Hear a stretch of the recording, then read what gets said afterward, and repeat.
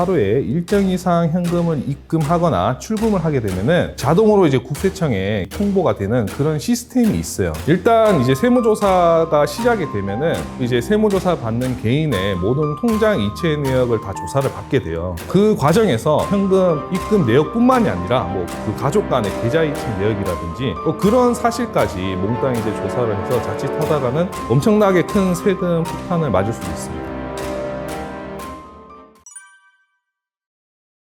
많은 분들이 착각을 하시는 게 계좌이체 금액을 이제 크게 하면은 혹시 이 사실을 국세청이 알게 되는 것이 아니냐 이렇게 생각을 하시는데요. 사실 이 계좌이체 같은 경우는 이제 자동으로 국세청에 뭐 보고가 된다든지 그런 시스템 자체는 없습니다. 하지만 이 현금 입출금 같은 경우에는 하루에 일정 이상 현금을 입금하거나 출금을 하게 되면은 자동으로 이제 국세청에 통보가 되는 그런 시스템이 있어요. 이 왜 그러냐면은 현금이라는 그 특성이 아무래도 이제 현금은 어디에서 자금이 흘러 들어왔는지 꼬리표를 이제 알 수가 없기 때문에 아무래도 좀 이제 불법적으로 그렇게 사용될 가능성이 높잖아요. 그렇기 때문에 거액의 현금이 입금되거나 아니면 인출이 되는 경우에는 국세청에 이렇게 통보되는 그런 시스템이 있습니다. 이것을 이제 고액 현금 거래 보고라고 합니다. 그래서 이 하루에 이제 1,000만 원 이상 현금을 입금하거나 인출을 하게 되면은 그 은행에서 현금 입출금 내역을 금융정보 분석원에 일단 이제 1차적으로 보내게 됩니다. 이것은 이제 하루 1,000만 원 이상의 모든 현금 입출금 거래 내역을 자동으로 은행에서 이제 금융정보 분석원에 통보를 하게 되고요. 금융정보 분석원에서 현금 입출금 내역을 살펴봐서 이 사람이 현금 입출금 내역이 많다 이렇게 판단이 되면 거기에서 이제 국세청으로 이 사람이 탈세가 의심되니 한번 조사를 해봐라 이렇게 국세청에 이제 이 현금 입출금 사실을 전달을 하게 되는 것이죠. 고액 현금 거래 보고라는 제도가 사실은 2006년부터 있었어요. 근데 이제 2006년에는 금액 기준이 5천만 원이었거든요. 그런데 이제 2008년부터는 3천만 원, 2010년부터는 2천만 원, 그리고 2019년부터는 이 1,000만 원까지 내려오게 되면서 아무래도 이제 금액 기준이 기존에 이제 5천만 원에서 1,000만 원까지 내려오다 보니까 조금의 이제 금액만 현금을 입금하거나 출금하게 돼도 그 내용이 이 금융정보분석원에 이제 자동으로 통보가 되다 보니 아무래도 좀 더 이제 민감해진 것이죠. 그 물가 상승률이라는 게 있잖아요. 그래서 2006년도에 사실 5천만 원이라는 그 기준은 굉장히 컸을 거예요. 지금 5천만 원과 2006년도에 5천만 원의 기준은 다르니까요. 현재 기준에 1,000만 원이면 사실 굉장히 금액 기준이 좀 타이트한 편이거든요. 왜 이렇게까지 이제 금액을 점차적으로 이제 낮춰서 이렇게 타이트하게 고액 현금 거래보고 제도를 운영을 하게 되냐면은 아무래도 이 사람들이 현금을 입금하거나 인출한 내용을 예를 들어 서 부모님한테 이제 증여를 받았을 때 뭐 계좌이체로 받았으면 사실 그 내역이 남아서 언젠가는 국세청에 이제 조사를 받게 되면은 그 내용이 파악이 될 텐데 이 현금을 인출하거나 이제 입금을 하게 되면은 누구한테 받았는지 알 수 없게 되잖아요. 사실 그래서 이제 이런 특성을 활용해서 이제 많은 사람들이 뭐 현금을 이제 부모님이 뽑아서 자녀한테 준다든지 뭐 이런 내용들이 많아지다 보니까 이제 조금 더 타이트하게 운영을 하게 된 것이라고 봅니다. 아까 말씀드렸다시피 그 은행에서 이제 다이렉트로 국세청에 바로 보고가 되는 것은 아니고요. 은행에서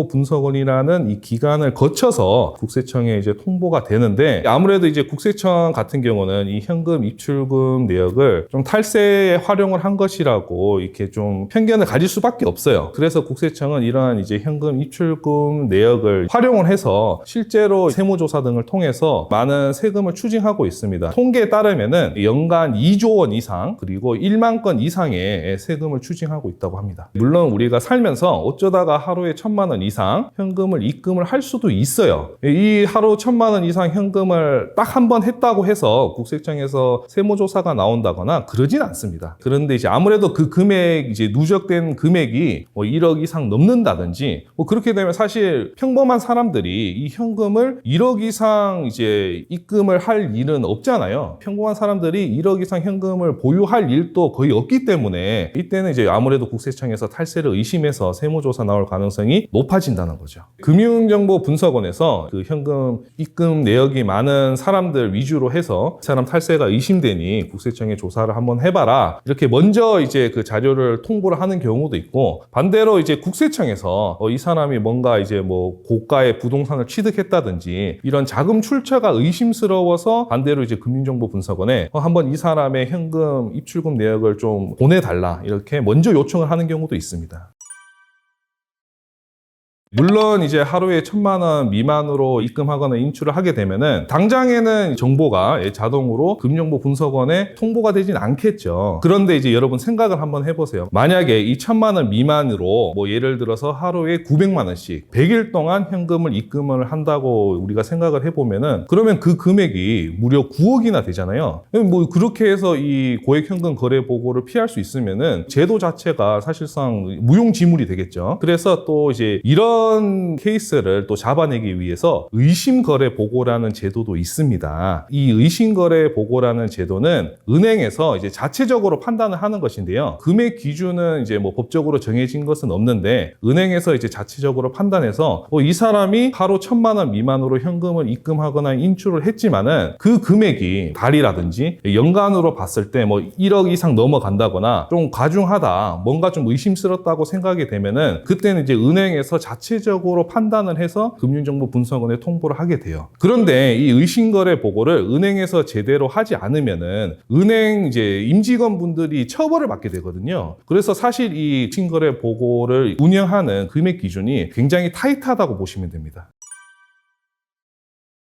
네, 입금하고 출금 모두 다 조심을 하셔야 하는데, 사실 출금 같은 경우는 세금하고는 좀 무관한 부분이 있어요. 왜냐하면은 예를 들어서 내가 이제 정직하게 국세청에 소득 다 신고하고 저축한 예금액을 그냥 현금으로 인출을 하고 싶을 수 있잖아요. 예를 들어 은행이 뭐 갑자기 좀 부도가 날 것 같아서 불안하다든지, 그래서 그 은행 예금에 있는 돈을 모두 다 이제 인출을 해서 내 그 개인 금고에 넣어놨다. 이것이 어떤 뭐 탈세의 행동은 아니잖아요. 그래서 사실 그 현금 인출 같은 경우에는 국세청 세무조사와는 크게 상관은 없습니다. 다만 현금 인출 같은 경우에도 하루에 1,000만 원 이상 인출을 하게 되면은 이것은 이제 자칫 잘못하다간 억울하게 경찰 조사를 받을 수도 있어요. 왜 내가 내 돈을 뽑는데 경찰 조사를 받냐? 이것은 이제 여러분이 뭔가 이제 범죄가 의심스러워서 경찰 조사를 하는 것이 아니라 이 보이스피싱으로 인해서 보이스피싱 사기에 연루된 것이 아닌가. 그래서 그 여러분들을 보호를 하기 위해서 현금 인출의 사유를 명확하게 말하지 않으면은 경찰에서 혹시 무슨 사유로 이렇게 현금을 인출하시려고 하냐, 어떤 보이스피싱을 피해를 입으신 것이 아니냐, 뭐 이런 내용들을 좀 조사를 받게 된다는 거죠. 정말 조심하셔야 하는 것은 현금 입금입니다. 특히 사업장을 운영하시는 분들은 이 현금 입금액이 많아지면은 국세청 세무조사를 받으실 수 있어요. 왜 그러냐면은 이제 국세청 입장에서는 사업장을 운영하시는 분들이 현금 입금액이 많다. 그러면 어떻게 생각을 하냐면은 이 사람 현금 매출액을 신고를 누락하고 현금을 입금을 한 것이구나, 이렇게 이제 의심을 할 수밖에 없기 때문에 현금 매출 누락 신고를 의심을 받게 돼서 세무조사를 받을 수 있다는 거죠. 개인 또 그 금액이 크다면 당연히 세무조사를 받을 수 있습니다. 부모님이 이제 현금을 뽑아서 자녀가 이제 그 현금을 받아서 입금을 하는 그런 사례들도 많기 때문에 이제 이때는 예를 들어 이제 자녀가 근로자다. 그러면 이제 사업장 세무조사를 받을 일은 없겠지만은 대신 이제 증여세 세무조사를 받을 수는 있겠죠. 네, 만약에 그 은행에서 이제 여러분의 현금 입출금 내역을 국세청에 통보를 했다면은 은행에서 이제 국세청에 그 당신의 현금 입출금 내역을 국세청에 이 정보를 제공하였다고 정보 제공한 사실을 알려줍니다. 그 사실을 알려주기 때문에 만약에 이제 그러한 사실을 이제 알게 된다면은 그때는 아무래도 세무조사 가능성이 높아지니까 세무조사를 이제 어떻게 대응할 것인지 검토를 하셔야겠죠. 일단 이제 세무조사가 시작이 되면은 이제 세무조사 받는 개인의 모든 통장 이체 내역을 다 조사를 받게 돼요. 그래서 그 과정에서 비단 이제 현금 입금 내역뿐만이 아니라 뭐 그 가족 간의 계좌 이체 내역이라든지 그런 사실까지 몽땅 이제 조사를 해서 자칫하다가는 엄청나게 큰 세금 폭탄을 맞을 수도 있습니다. 계좌 이체는 금융정보보호법 때문에 아무리 국세청이라도 함부로 개인의 계좌이체 내역을 마음대로 조회를 할 수는 없어요. 그래서 국세청도 이 개인 간 계좌이체 내역을 조회를 하려면은 이 세무조사를 한다는 명분이 있어야 됩니다. 크게 이제 국세청이 개인에게 세무조사를 하는 경우는 이 세 가지가 있어요. 세 가지가 있는데 이제 첫 번째는 이제 사업장 세무조사가 있고, 두 번째는 요즘 가장 많이 나오는 자금 출처 조사. 이것은 본인의 신고된 소득 대비 고가의 부동산을 취득을 하거나 뭐 아니면 주식을 취득을 하거나 이런 경우에 국세청 입장에서는 예를 들어서 이 사람이 신고된 소득이 한 2억밖에 없는데 자산을 한 10억 정도를 취득을 했으면은 그러면 나머지 8억은 도대체 어디서 나서 이 자산을 취득한 것인지 이 자금 출처를 의심할 수밖에 없잖아요. 그래서 이제 이때 행하는 이제 세무조사 자금 출처 조사고요. 그리고 마지막 이제 세 번째 조사가 가장 무서운데 이것이 이제 상속세 세무조사입니다. 이 상속세 세무조사 같은 경우는 무려 이제 계좌이체 내역을 최대 이제 과거 10년까지 조사를 하게 됩니다. 그 이유는 이제 상속세는 상속 재산뿐만이 아니라 과거에 증여받은 10년간 증여받은 증여재산까지 합쳐서 이 상속세가 과세가 되다 보니까 상속세를 정확하게 과세를 하려면은 이 10년간 증여받은 재산을 정확하게 파악을 해야 되거든요. 그렇게 이제 파악하는 과정에서 10년간 계좌이체 내역을 조회를 해서 그동안에 혹시 이제 증여세 신고를 하지 않고 계좌이체 받은 내역이 있는지 그런 사실을 조사한다는 거죠.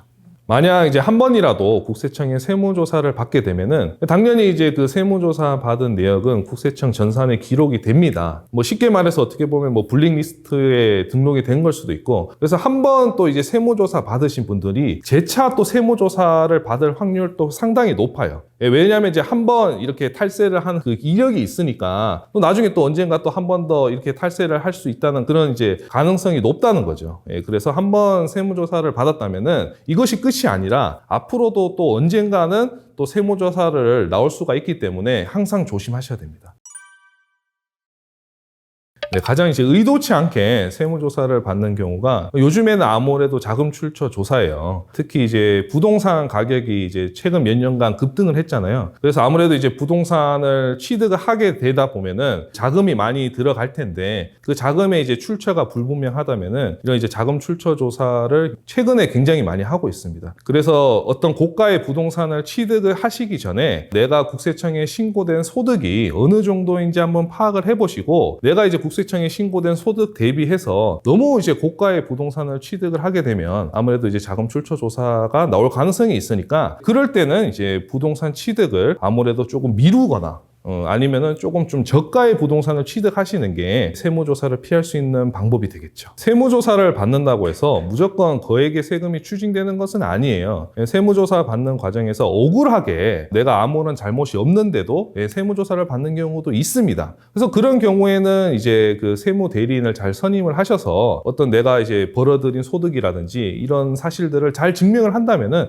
당연히 아무런 세금 납부 없이 세무조사를 이게 종결을 할 수 있습니다. 굳이 제가 이제 한 가지 팁을 알려드리자면은 일단 이제 현금 입출금 이 내역은 은행마다는 공유를 하지 않아요. 예를 들어 이제 뭐 A은행에서 현금 입출금된 내역과 B은행에서 현금 입출된 내역은 서로 이제 A은행과 B은행이 공유를 하지 않습니다. 그래서 한 은행에서 현금 입출금을 하시지 말고 가급적 여러 은행에서 현금을 입출금 하시는 것이 아무래도 이제 고액 현금 거래 보고라든가 의심거래 보고를 피할 수 있는 한 방법이 되겠죠. 보통 부모님들이 계좌이체를 해서 주면은 국세청이 알지 않을까 이렇게 생각을 하셔서 현금을 이제 뽑아서 자녀한테 주는 경우가 상당히 많은데요. 이렇게 이제 현금을 뽑아서 주게 되면은 당장에는 사실 국세청이 알 수 없겠죠. 하지만 이제 그 현금을 자녀가 이제 그 본인 통장에 입금을 하는 과정에서 이렇게 자칫 잘못하면은 이렇게 이제 세무조사를 받을 수 있다 보니까 차라리 이제 현금을 뽑아서 주지 마시고 그냥 이제 계좌이체를 통해서 주는 것이 차라리 더 안전하다. 오히려 왜냐하면은 이제 계좌이체는 그 계좌이체 사실만으로는 국세청에 자동으로 통보되는 그런 시스템이 없다 보니까 차라리 저는 현금을 뽑아서 주기보다는 계좌이체를 통해서 자녀에게 현금을 주라고 권해드리고 싶습니다. 가족 간 계좌이체가 언제 이제 문제가 되냐? 상속세 세무조사를 받게 되면은 10년간 계좌이체 내역을 조회를 하게 되는데 그때 이 가족 간 계좌이체 사실이 있으면은 국세청은 이것을 증여로 추정을 합니다. 납세자가 먼저 봐서 증여가 아니라는 사실을 입증을 하라는 거예요. 입증을 하지 못하면은 정말로 증여가 아니지만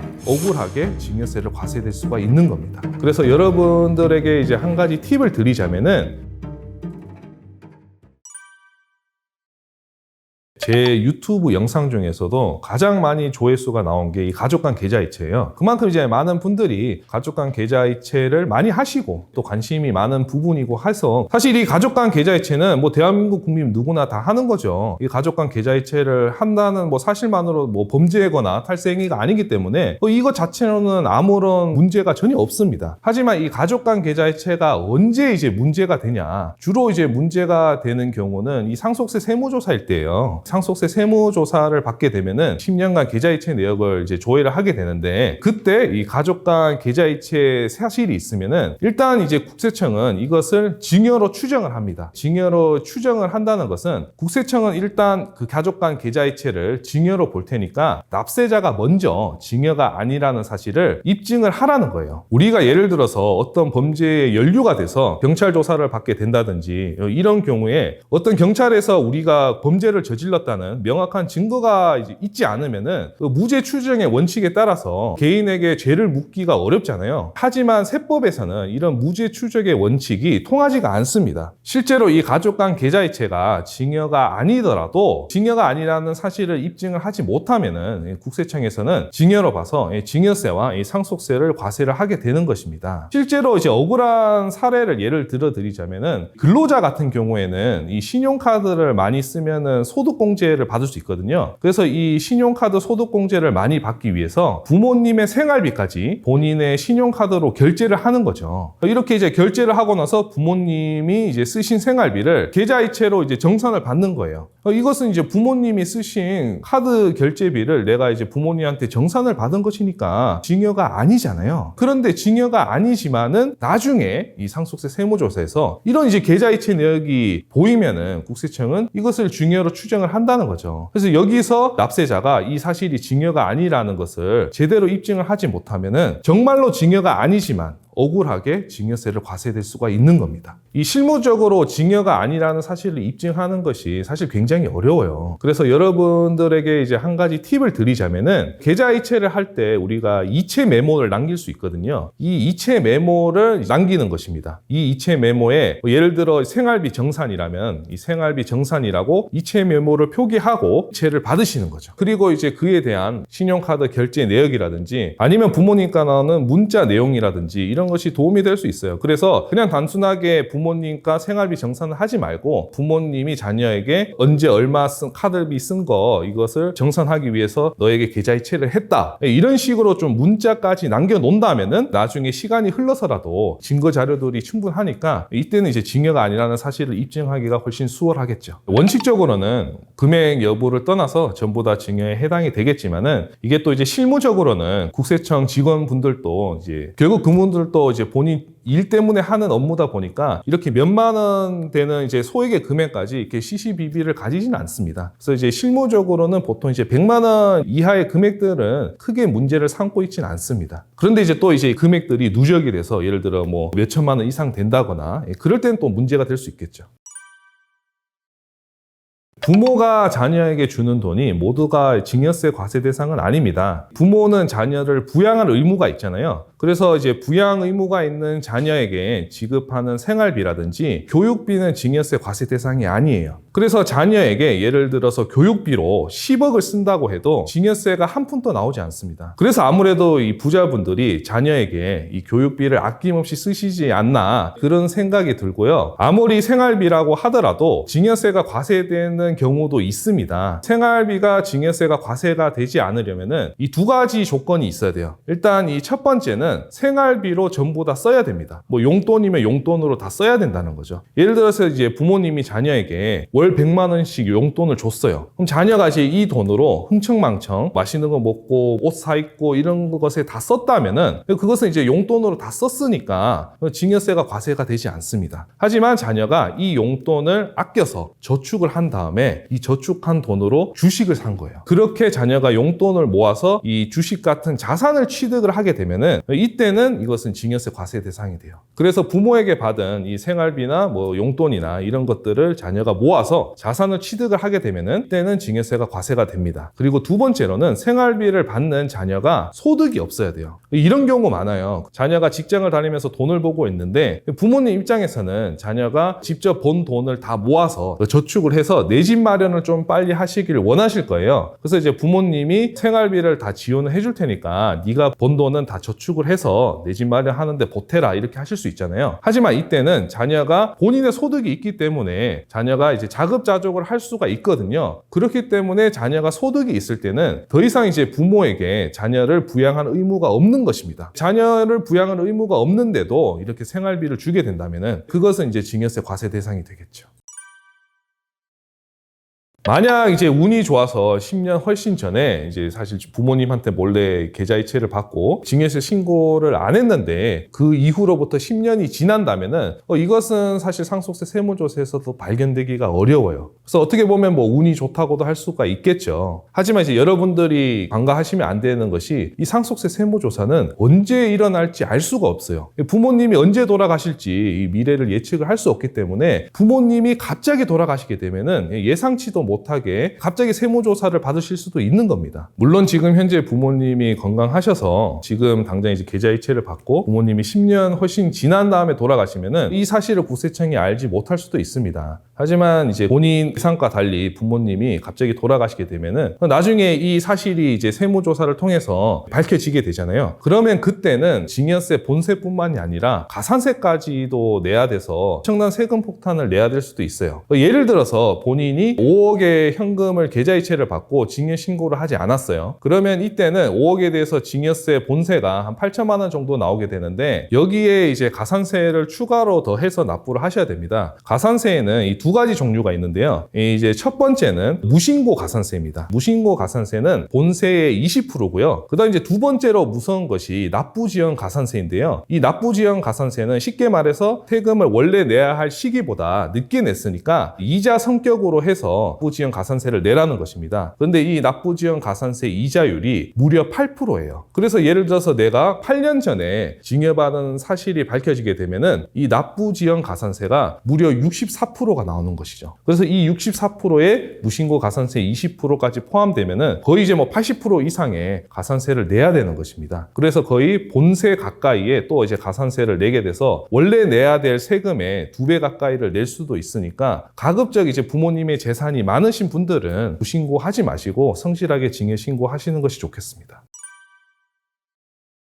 방금 제가 말씀드린 그런 내용들은 대한민국 모든 국민분들이 다 염려를 하셔야 될 내용은 사실 아닙니다. 모든 이제 사람들이 상속세 세무조사를 받는 것은 아니기 때문에 예를 들어 부모님이 자산이 이제 그렇게 크지 않다면은 상속세 세무조사를 받을 가능성이 없기 때문에 너무 가족 간 계좌이체에 대해서 세금 문제에 대해서 크게 신경을 안 쓰셔도 됩니다. 하지만 이제 부모님의 나이가 많으시거나 아니면 재산이 많으신 경우에는 상속세 세무조사를 받을 가능성이 굉장히 높기 때문에 이런 분들은 아무래도 부모 자식 간 이 계좌이체 내역은 각별히 좀 주의를 하셔야겠죠. 그래서 가급적이면 이제 부모 자식 간 계좌이체를 삼가를 하시고 자녀에게 현금을 증여를 하셨다면은 증여세를 아까워하지 마시고 정직하게 증여 신고를 하는 것이 오히려 절세가 되는 길이라고 말씀드리고 싶습니다. 상속세는 기본적으로 5억까지는 공제가 됩니다. 그리고 이제 돌아가신 분의 배우자가 살아 계신다면은 10억까지 공제가 됩니다. 예를 들어서 이제 아버지가 돌아가셨는데 어머니가 살아 계시다면은 그때는 상속 재산이 10억까지는 상속세가 나오지 않습니다. 그러므로 이제 상속 재산이 10억 이하면은 아무래도 세무조사 나올 가능성이 낮겠죠. 만약 이제 아버지가 돌아가시고 또 이제 어머니가 돌아가셨을 때는 이때는 이제 상속 공제가 5억밖에 되지 않으니까 상속 재산이 5억을 초과를 하게 되면은 그럼 이때는 이제 또 상속세 세무조사를 받을 가능성이 높겠죠. 그리고 이제 상속세 세무조사도 이 강도 기준이 좀 다양하게 있습니다. 모든 상속세 세무조사라고 해서 10년간 계좌이체를 샅샅이 조사하는 것은 아니고요. 흔히들 상속 재산이 35억 이상이면은 관할 세무서가 아니라 관할 지방국세청에서 이 세무조사를 담당하게 됩니다. 세무서가 아니라 이제 지방국세청에서 세무조사를 담당하게 될 때는 이때는 고인 간의 이제 10년간 계좌이체뿐만이 아니라 이 상속인 간의 10년간 계좌이체 내역까지 모두 다 조사를 하거든요. 그래서 아버지가 돌아가셨는데 어머니와 자녀 간의 계좌이체 내역이 밝혀지는 되는 경우도 있습니다. 그래서 이제 부모님의 재산이 엄청 많은 경우에는 어머니, 아버지 두 분 다 계좌이체 내역을 조심하셔야겠죠.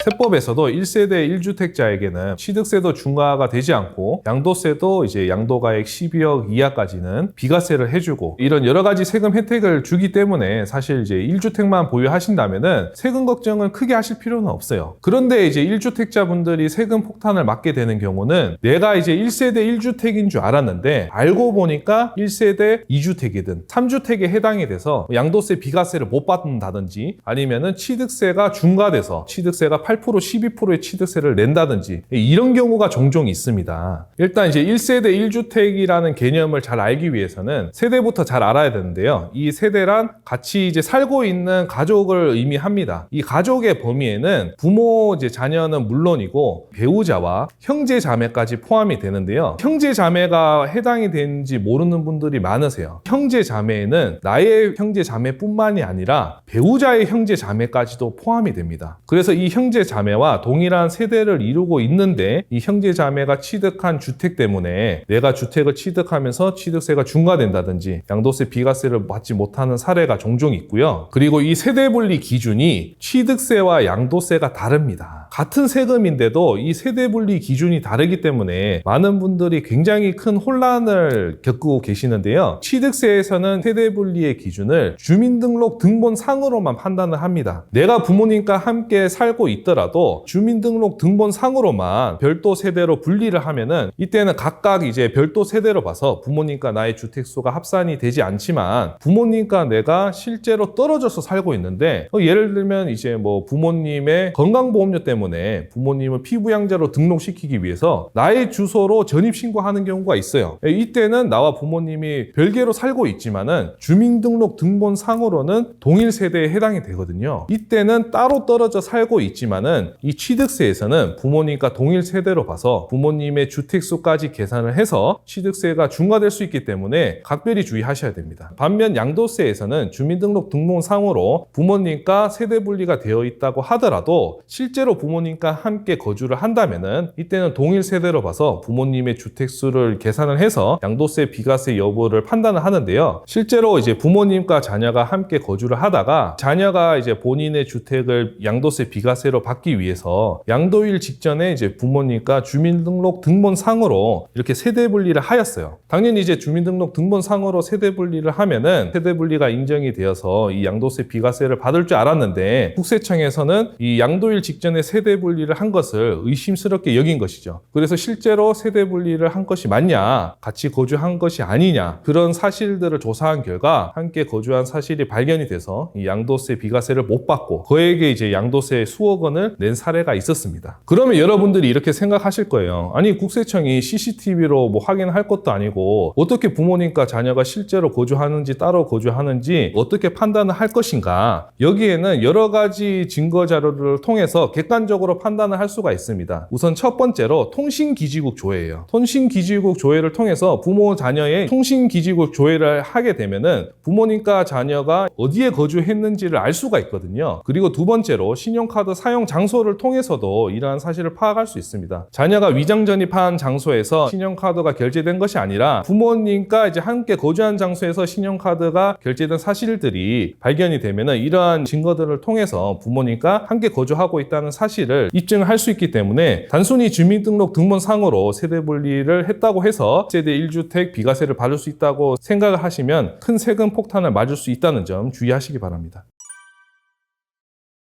현실적으로 또 많이 착각을 하시는 게 이 분양권이에요. 분양권 취득세가 다른 주택하고는 굉장히 특이합니다. 보통 이제 우리가 주택을 취득할 때는 주택 잔금일 시점에 주택수에 따라서 취득세율이 결정이 돼요. 주택 잔금일 시점에 내가 다른 주택을 보유하고 있지 않다면 당연히 취득세가 중과되지 않겠죠. 그런데 이 분양권은 특이하게 이 분양권 아파트 취득일이 아니라 분양권 계약일 당시의 주택수로 이 취득세율이 산정이 됩니다. 그래서 예를 들어서 내가 2주택자인데 분양권을 취득을 했어요. 그리고 나서 내가 분양권 아파트가 완공이 되기 전에 이 2주택을 모두 다 처분을 했습니다. 그러면 내가 분양받는 아파트를 취득할 때는 나는 1주택자잖아요. 그래서 내 취득세가 중과되지 않을 것이라고 생각하시겠지만은 이 분양권 취득세는 이 분양권 계약 계약일 당시에 주택수의 결정이 되기 때문에 그 당시에 이제 주택수가 총 3주택이므로 이때는 이제 취득세가 8%로 중과된다는 것이죠. 그래서 분양권을 잘못 취득하셔서 이 뒤늦게 취득세가 중과되시는 분들이 많으세요. 그래서 제가 여기서 한 가지 꿀팁을 알려드리자면, 만약 이렇게 분양권 계약일 시점에 다주택자이셨다면은 일단은 이 주택을 모두 다 처분을 하신 다음에 이 배우자에게 분양권을 증여를 하시면은 이때는 이 분양권으로 취득한 아파트의 취득세 중과를 피할 수 있습니다. 배우자가 분양권을 취득하는 시점에서는 주택을 모두 다 처분하였기 때문에 이때는 이제 주택수가 없게 되잖아요. 취득세 중과를 피할 수 있는 것이죠. 오피스텔이 굉장히 특이한 부동산인데요. 어떤 활용 용도로 사용하느냐에 따라서 오피스텔이 주택에 포함이 될 수도 있고 주택에 포함되지 않을 수도 있습니다. 오피스텔을 주거용으로 사용하면은 당연히 주택에 포함이 되고, 주거용으로 사용을 하지 않는다면은 이제 업무용 오피스텔에 해당이 돼서 주택에 포함되지 않는 것이죠. 그래서 많은 분들이 이 주거용 오피스텔은 주택수에 포함이 되니까 이 오피스텔을 실제로는 주거용으로 사용을 하지만은 업무용으로 꾸며서 이 주택수에서 이제 배제를 시킨 다음에 본인이 갖고 있는 다른 이제 아파트를 이제 양도세 비과세로 팔고 이런 분들이 계세요. 하지만 여러분도 잘 알다시피 요즘 오피스텔이 주거용으로 적합하게 굉장히 잘 나오고 있잖아요. 냉장고라든지 세탁기라든지 여러 이제 가전 제품까지 빌트인이 돼 있고, 어떻게 보면 아파트보다도 더 주거하기 적합하게 잘 나오고 있는데요. 이런 사실도 당연히 국세청도 잘 알고 있겠죠. 이렇게 주거용으로 적합한 오피스텔을 업무용 오피스텔로 사용한다고 주장을 했을 때 과연 이 국세청이 순순히 이 사실을 믿어주겠냐는 것이죠. 그래서 여러분이 이 오피스텔을 사업자 등록을 하고 세금 계산서를 발행을 해서 겉으로는 누가 봐도 업무용 오피스텔로 잘 꾸며놨어요. 하지만 국세청 입장에서는 이것을 업무용 오피스텔로 사용했다는 사실이 굉장히 의심스럽기 때문에 실제로 업무용 오피스텔로 사용했는지 그 여부를 세무조사하는 경우가 최근에 많이 늘어나고 있습니다. 그럼 국세청이 이 오피스텔을 실제로 주거용으로 사용했는지 업무용으로 사용했는지 어떻게 판단을 하느냐, 국세청이 직접 오피스텔로 방문해서 문을 두드려서 실제로 어떤 용도로 사용했는지 확인을 하거나 그런 경우는 거의 없고요. 사실 몇 가지 자료만 확인하면은 이 오피스텔을 업무용으로 사용했는지 주거용으로 사용했는지 쉽게 알 수 있습니다. 바로 수도요금과 가스요금을 확인하는 것인데요. 이 수도요금하고 가스요금이 아무래도 주거용으로 사용하다 보면은 샤워도 해야 되고 빨래도 돌려야 되고 또 요리도 해야 되다 보니까 당연히 이 수도요금하고 가스요금이 많이 나오게 되겠죠. 반면에 업무용으로만 사용했으면은 수도요금하고 가스요금이 적게 나올 거잖아요. 이 수도요금과 가스요금만 확인하더라도 이 오피스텔을 업무용으로 사용했는지 주거용으로 사용했는지 손쉽게 판단을 할 수 있습니다. 그래서 여러분이 이 오피스텔을 주거용으로 사용하고 계시다면은 이것을 업무용으로 꾸미더라도 국세청이 모두 다 알 수 있기 때문에 이 오피스텔을 주택이라고 생각을 하시고 본인이 가지고 있는 다른 주택을 양도세 비과세로 팔 때 조심하셔야겠습니다.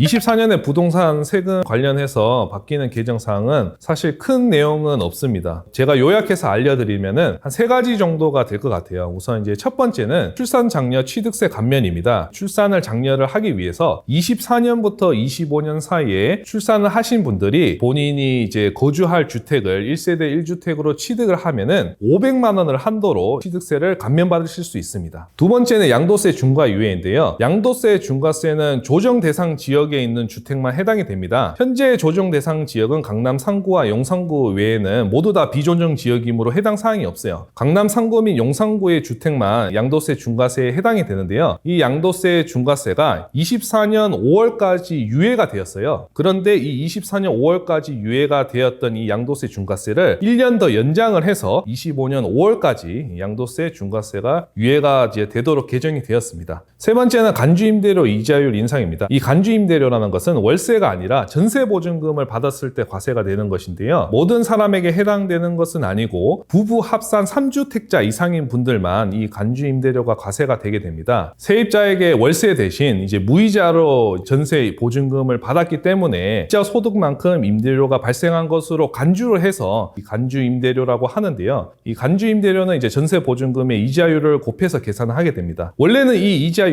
1.2%였어요. 그런데 2023년 2023년부터 2.9%로 인상이 됐고 2024년에는 3.5%까지 인상이 되었습니다. 기존 이자율 1.2%에서 3.5%로 거의 3배가량이 인상이 됐거든요. 그래서 간주임대료 또한 3배 이상 인상이 되었기 때문에 그래서 갭 투자를 많이 하신 분들은 5월 종합소득세 신고 때 임대소득세를 굉장히 많이 내셔야 될 거예요. 이제는 이 간주임대료가 많이 인상이 되었기 때문에 갭 투자 하신 분들의 세부담이 더 많이 커졌다 이렇게 볼 수 있습니다. 평범한 서민분들도 5천만 원 이상을 훌쩍 넘을 수 있는 경우가 많기 때문에 내가 부자가 아닌데도 증여세 상속세를 걱정을 해야 되냐, 신고해야 될 증여 재산보다 적게 신고를 했다, 이때는 원래 내야 될 세금의 10%가 추가가 되는 것이고요. 아예 무신고를 했다, 20%를 추가로 해서 가산세를 내야 합니다. 자녀가 이제 주택을 취득함에 있어서 활용을 하면은 총 이제 3억 5천만 원까지는 아무런 세금 없이 부모님에게 자금을 조달할 수 있습니다.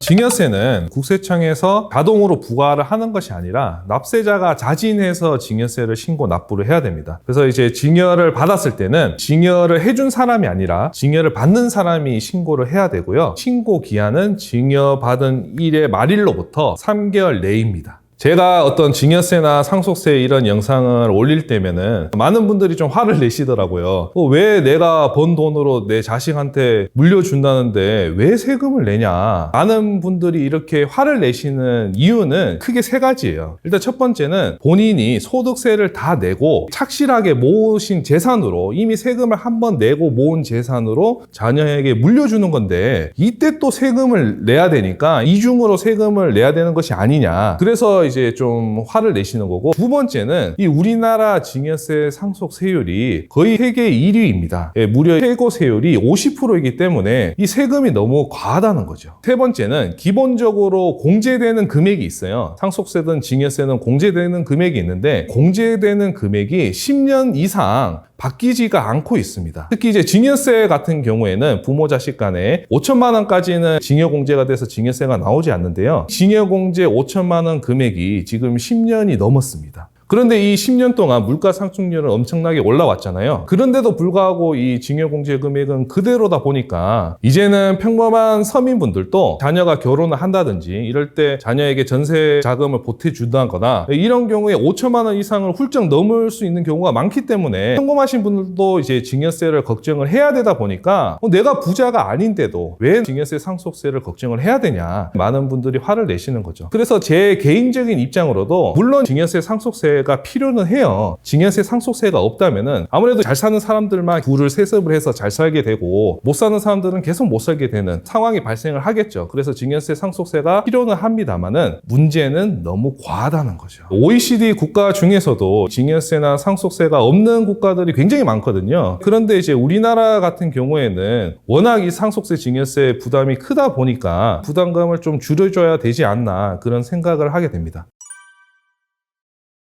증여세는 기본적으로 공제를 해주는 금액이 있습니다. 일단 이제 부모 자식 간에는 5천만 원이고요. 만약에 이제 자녀가 미성년자면은 2천만 원. 그 다음에 배우자 간에는 아무래도 증여할 일이 많다 보니까 배우자는 6억입니다. 금액이 아무래도 좀 한도가 높은 편이죠. 그 다음에 이모나 고모나 다른 친척들, 친인척들은 1,000만 원입니다. 이 증여공제는 10년마다 한 번씩 받을 수 있어요. 그래서 내가 지금 5천만 원을 증여를 받았다. 그러면은 10년 뒤인 2034년에 다시 5천만 원을 추가로 증여공제 받을 수 있습니다. 우선 이제 증여세를 증여 신고 기한 내에 자진해서 성실하게 신고를 하면은 신고 세액공제라는 것을 적용을 해줍니다. 납부해야 할 증여세에 3%를 세액공제를 해주고요. 만약에 증여세를 성실하게 신고를 하지 않고 있다가 나중에 국세청 세무조사를 통해서 이 증여 사실이 발견이 된다면은 그때는 이제 원래 내야 될 세금의 가산세까지 내야 되는 거죠. 만약에 가산세가 없다면은 솔직히 누가 자진해서 증여세를 신고하겠어요. 어차피 걸려서 내나 신고를 해서 내나 세금이 똑같다면은 아무도 자진해서 신고를 하지 않을 겁니다. 그래서 국세청에서는 성실하게 신고를 하지 않았을 경우에는 무서운 가산세를 추가로 과세를 하게 되어 있습니다. 부모님에게 큰 돈을 계좌이체 받고 나서 당장은 그 내역을 국세청이 알 수 없으니까 아무 일이 없겠죠. 그리고 이제 부모님이 건강하시다면은 부모님이 돌아가시지 않는 한 상속세 세무조사도 나오지 않을 테고요. 하지만 자녀가 부모님 부모님에게 증여세 신고하지 않고 받은 돈으로 고가의 부동산이나 주식을 취득을 하게 되면은 이때는 국세청이 자금 출처 조사를 바로 나올 수 있습니다. 국세청에는 PCI 시스템이라는 것이 있는데요. PCI 시스템이 뭐냐? 국세청에 신고된 소득 대비 본인이 신용카드로 쓴 지출액이라든지 부동산 주식 같은 자산 취득 금액이 훨씬 크다면은 이것이 이제 자금 출처 부족 금액으로 뜨게 되거든요. 이 자금 출처 부족 금액이 일정 금액 이상으로 커지게 되면은 국세청 전산에 자금 출처 부족 금액 대상자로 뜨게 됩니다. 그래서 이때는 국세청이 자금 출처 조사를 나오게 되는 것이죠. 우선 본인이 신고해야 될 증여 재산보다 적게 신고를 했다. 이때는 본래 내야 될 세금의 10%가 추가가 되는 것이고요. 만약에 이제 증여세를 아예 무신고를 했다. 그러면 이때는 원래 내야 될 세금의 20%를 추가로 해서 가산세를 내야 합니다. 그리고 이제 증여세를 늦게 냈으니까 이자 성격으로 납부지연 가산세도 내야 되는데요. 이 납부지연 가산세가 이자율이 연 8%입니다. 그래서 만약에 8년 전에 증여 사실이 세무조사를 통해서 밝혀졌다. 그러면은 8년에 8%를 곱하면 64%죠. 64%의 납부지연 가산세를 또 추가로 부담해야 된다는 것이죠.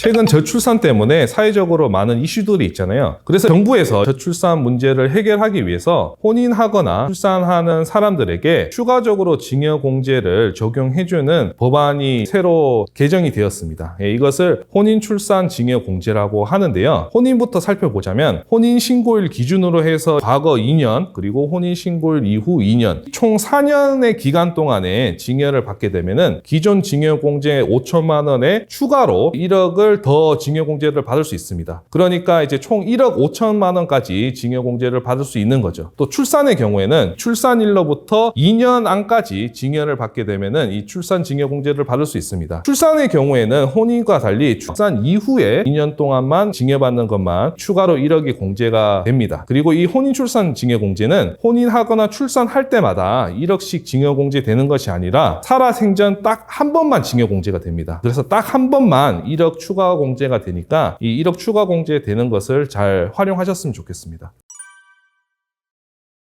자녀가 이제 주택을 취득함에 있어서 자금이 부족해서 부모님에게 자금을 조달해야 될 경우가 많잖아요. 이제 이런 경우에 차용증을 활용을 하면은 증여세를 어느 정도는 절세를 할 수 있습니다. 차용증은 말 그대로 부모님에게 증여받는 것이 아니라 돈을 빌린 것이기 때문에 증여세가 나오지 않거든요. 그래서 이 차용증을 많이들 활용을 해서 주택을 취득을 하시는데요. 그런데 이 차용증을 활용하실 때도 몇 가지 주의사항이 있습니다. 일단 국세청은 이 가족 간의 차용 관계를 증여로 추정을 합니다.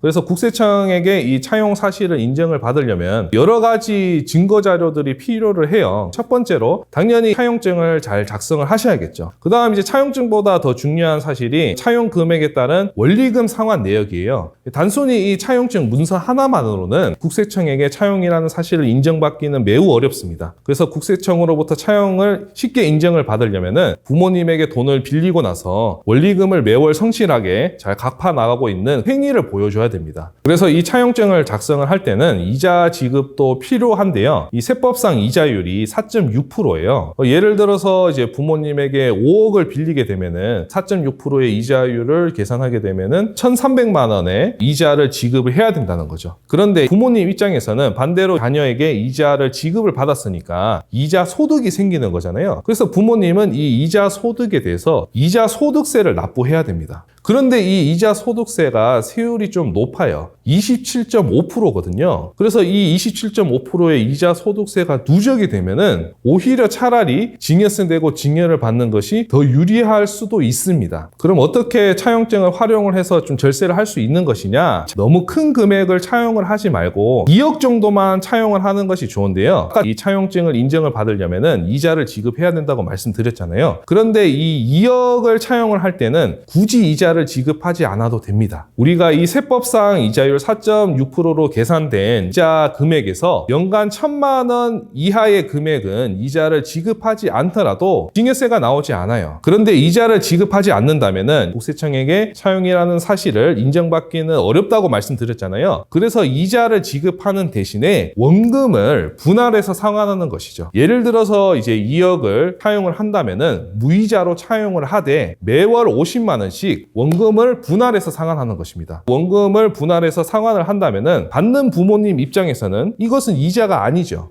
그러므로 이자 소득세가 발생하지 않습니다. 자녀 입장에서는 이자가 아니라 원금을 분할해서 상환을 했기 때문에 나중에 만기 시에 부모님에게 갚아야 할 차용 금액이 줄어드는 것이죠. 그래서 원금을 상환할 부담이 줄어드는 장점이 있고요. 그리고 국세청 입장에서도 자녀가 이미 원금을 분할해서 상환을 하고 더욱더 증여로 보기가 어렵습니다. 차용 기간은 보통 10년을 많이 추천을 합니다. 물론 20년, 30년 이렇게 차용을 할 수도 있겠지만 너무 차용 기간이 길면은 이것은 상환할 의지가 없다고 보고 국세청에서 증여세를 과세를 할 수도 있어요. 그래서 이제 10년의 기간을 많이 추천을 드리는데 이 10년을 기간으로 하면 증여 공제는 10년마다 다시 받을 수 있다고 말씀드렸잖아요. 예를 들어 부모님에게 2억 5천만 원을 조달을 한다면은 5천만 원은 증여 공제를 받고 2억만 무이자 차용증을 작성하시는 거죠. 그렇게 해서 이 2억에 대해서 매달 50만 원씩 원금을 분할해서 상환을 합니다. 그렇게 이제 10년 동안 원금을 분할해서 상환을 하면은 한 6천만 원 정도 될 거예요. 그럼 이제 10년 뒤에 1억 4천만 원을 상환을 해야 되잖아요. 그런데 이때 이 10년이 지났으니까 다시 한번 증여공제를 받을 수 있습니다. 10년 뒤에는 아무래도 이 증여공제가 5천만 원에서 1억으로 좀 상향될 가능성이 높겠죠. 그러면 이 증여공제 1억을 빼고 4천만 원만 부모님에게 상환을 하면 되는 것이죠. 그래서 이렇게 10년으로 하게 되면은 증여공제를 활용을 해서 차용 금액을 적게 상환을 할 수 있기 때문에 이렇게 2억을 무이자로 차용하는 것을 가장 많이 권해드립니다. 아무리 차용증을 잘 작성하고 원리금을 꾸준히 상환을 해도 국세청으로부터 차용을 인정받지 못하는 경우도 있습니다. 그것은 차용 금액이 너무 많을 때인데요. 예를 들어서 내 연봉이 한 3천만 원인데 부모님한테 한 20억을 차용한다고 생각을 해보세요. 그러면 본인의 소득으로 이 20억을 어떻게 상환을 하겠어요? 당연히 상환할 능력이 없다고 보겠죠. 이때는 아무리 이제 차용증을 잘 작성하고 원리금을 상환을 하더라도 국세청으로부터 차용을 인정받지 못할 수도 있습니다. 그래서 본인의 소득 대비 너무 과다하게 차용을 하는 것은 위험해요. 제가 추천드리는 금액은 본인의 연소득 대비 5배 이내로만 차용하시는 것을 권해드립니다. 그래서 아까 제가 말씀드린 혼인출산 증여공제와 이 무이자 차용증을 활용을 하면은 총 이제 3억 5천만 원까지는 아무런 세금 없이 부모님에게 자금을 조달할 수 있습니다. 만약 신혼부부라면은 각각 본인의 부모님한테 3억 5천씩 자금을 조달할 수 있잖아요. 그럼 이제 총 7억까지는 문제없이 자금을 조달할 수 있다는 거죠. 이렇게 조달한 자금 7억으로 주택을 취득하는 것은 아무런 문제가 없으니까 여러분 또 이렇게 활용을 많이 하셨으면 좋겠습니다.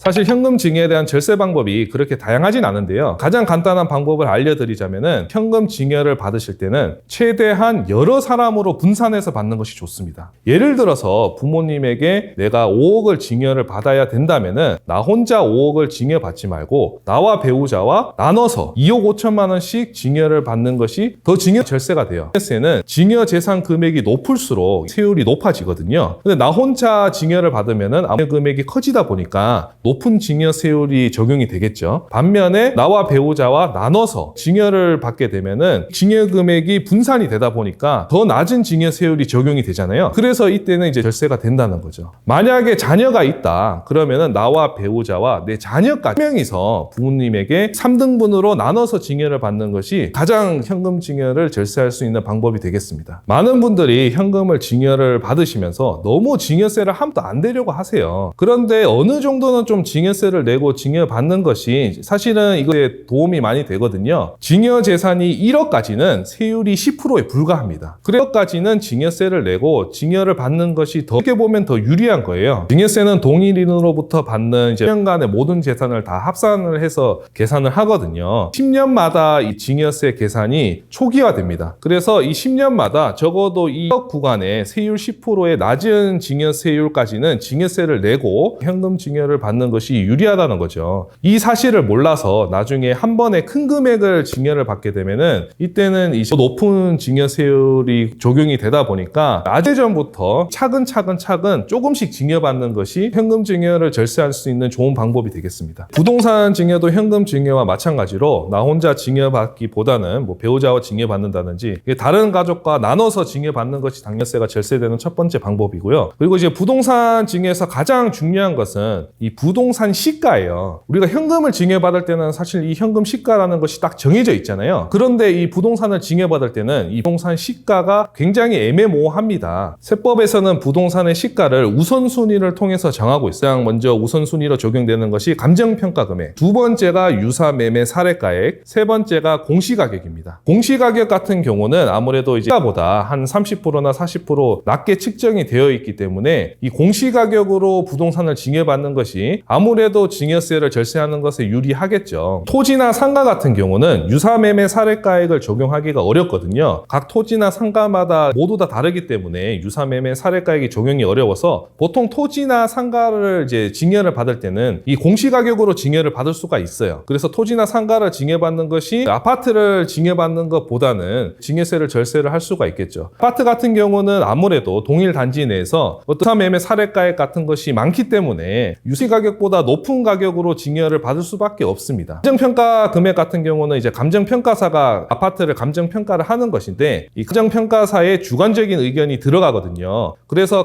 감정평가사에게 시가보다 조금 하향해서 좀 가를 해달라고 이렇게 요청을 하면은 실제 시가의 한 5%에서 10% 정도 다운을 해서 이 감정평가 금액을 받을 수가 있습니다. 그러니까 토지나 상가 같은 경우는 공시가격으로 증여를 받을 수 있다고 말씀드렸는데 과거에는 이 토지나 상가가 몇 억이든 몇십억이든 간에 엄청 큰 금액이더라도 이 공시가격으로 다 증여가 가능했어요. 그런데 이렇게 이 공시가격으로 증여를 하면서 증여세를 회피하는 사람들이 늘어나다 보니까 이제 국세청에서 상가나 토지를 공시가격으로 증여를 받았을 경우에는 국세청 사비를 들여서 자체적으로 감정평가를 받아서 감정평가 금액으로 증여세를 과세를 할 수 있게끔 세법이 바뀌게 되었습니다. 세자 입장에서는 본인이 이제 토지를 공시가격으로 증여를 받았는데 나중에 국세청의 감정평가를 기준으로 이제 더 높은 증여세를 과세를 할지 안 할지 이거 예측을 할 수가 없어요. 그래서 본인이 생각한 것보다 더 이제 많은 증여세를 내야 될 수도 있습니다. 물론 이제 모든 토지나 상가에 대해서 그런 것은 아니고 보통 이제 시가에 10억을 초과하게 되는 경우에는 국세청에서 기본적으로 감정세를 과세를 하니까 너무 고가의 토지나 상가는 이 공시가격으로 증여가 이제 더 이상은 어렵다. 가족 간 부동산을 직거래하는 경우가 많습니다. 가족 간 부동산을 직거래할 때 이 3억을 한도로 해서 시가보다 30% 싸게 매수를 해도 이 증여세가 과세가 되지 않기 때문에 증여세 절세 방법으로 이 가족 간 매매를 많이들 활용을 하시는데요. 가족 간 매매가 불법적인 절차도 아니고 정상적으로만 잘 매매를 한다면은 사실 아무런 문제도 없습니다. 이 가족 간 매매를 하시기 전에 많은 분들이 걱정을 많이 하세요. 아무래도 이제 시가보다 좀 싸게 저가로 취득을 하다 보니까 국세청에서 의심을 해서 세무조사를 나오는 것이 아니냐 이렇게 걱정을 하시는데 이 시가보다 30% 저가로 취득하는 것은 합법적으로 증여세가 나오지 않는 절세 방법이기 때문에 이게 가족 간 매매를 한다고 해서 세무조사가 나온다거나 그런 경우는 거의 없습니다. 가족 간 매매할 때 이제 주의하셔야 될 점은 한 두 가지 정도가 되는데요. 일단 이제 첫 번째로는 저가로 매수를 하더라도 세금은 시가 그대로 내셔야 된다는 겁니다. 예를 들어 부모님이 자녀에게 시가 10억의 아파트를 7억에 이제 싸게 매도를 했습니다. 그러면 자녀는 이 아파트를 7억에 취득을 한 것이잖아요. 하지만 취득세는 7억이 아니라 시가 10억을 기준으로 해서 취득세를 내야 하고 부모님 또한 이 7억에 양도를 했지만은 양도세를 7억이 아니라 시가 10억에 양도한 것으로 간주를 해서 양도세를 내야 됩니다. 그래서 이 양도 차익이 많은 부동산을 가족 간 매매를 하게 되면은 오히려 증여세보다 양도세가 더 많이 발생을 할 수도 있어요. 그래서 무작정 가족 간 매매를 하지 마시고 이 증여했을 때 세금과 가족 간 매매했을 때 세금을 비교해서 둘 중 더 유리한 방법으로 하시는 것이 좋겠습니다. 그리고 이제 두 번째는 자금 출처예요. 국세청에서는 이 가족 간 매매를 증여로 추정하기 때문에 이 증여세를 피하기 위해서는 매매 계약서대로 정확하게 매매 대금이 이체해야 됩니다. 예를 들어 나중에 매매 대금 일부를 주기로 하고 차용증을 작성을 한다든지 그런 식으로 이제 매매 대금 일부를 뒤늦게 준다든가 아니면 본인이 소득이 없는데 이 불분명한 자금 출처로 부모님의 부동산을 취득을 하게 되면은 이때는 이 자금 출처가 불분명하기 때문에 국세청에서 조사가 나올 수도 있어요. 그래서 가족 간 매매를 할 때 무조건 세무조사를 나오는 것은 아니지만 이 자금 출처가 부족하다면 국세청에서 증여로 의심을 해서 세무조사 나올 가능성이 있기 때문에 이때는 이제 가족 간 매매를 하지 말고 증여를 받는 것이 좋겠습니다.